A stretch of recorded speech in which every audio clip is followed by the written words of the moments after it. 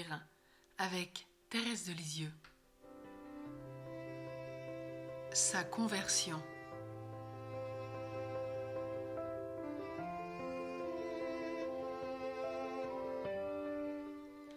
Nous traitons ce matin le sujet peut-être le plus connu de Thérèse de Lisieux. Sa conversion, cette libération intérieure de Noël 1886, ouvrit la troisième et dernière période de sa vie, la plus belle de toutes, la plus remplie des grâces du ciel. La liberté de choisir. Thérèse mobilisa toute son énergie dans un choix radical. Alors qu'elle était écartelée entre son désir de grandir et sa tendance à revenir en arrière, dans la nostalgie d'un amour maternel brisé, elle décida de rompre avec ce mouvement. Elle dit « Papa, fatigué de la messe de minuit, éprouva de l'ennui en voyant mes souliers dans la cheminée et dit ces paroles qui me percèrent le cœur. Enfin, heureusement que ce sera la dernière année. Que Thérèse mette ses souliers dans la cheminée pour Noël. Je montais alors l'escalier pour aller défaire mon chapeau. Céline, connaissant ma sensibilité et voyant des larmes briller dans mes yeux, me dit « Oh, Thérèse, ne descends pas. Cela te ferait trop de peine de regarder tout de suite dans tes souliers. » Mais Thérèse n'était plus la même. Jésus avait changé son cœur.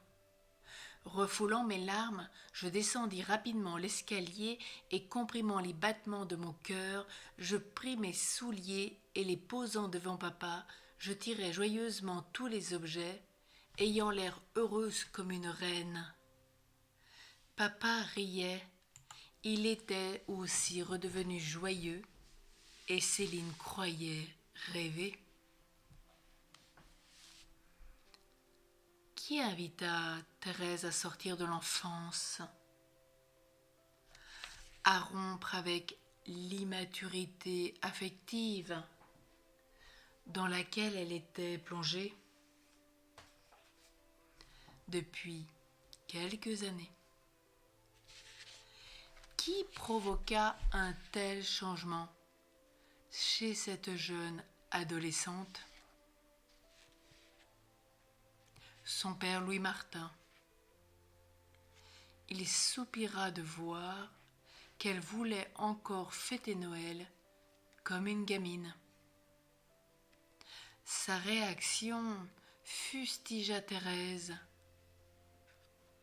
Elle la poussa en avant. En la provoquant à la séparation et au renoncement, M. Martin accomplissait son rôle paternel. En effet, le père ouvre la relation mère-enfant. Il provoque la prise de distance. Il évite ainsi l'enlisement dans une relation fusionnelle.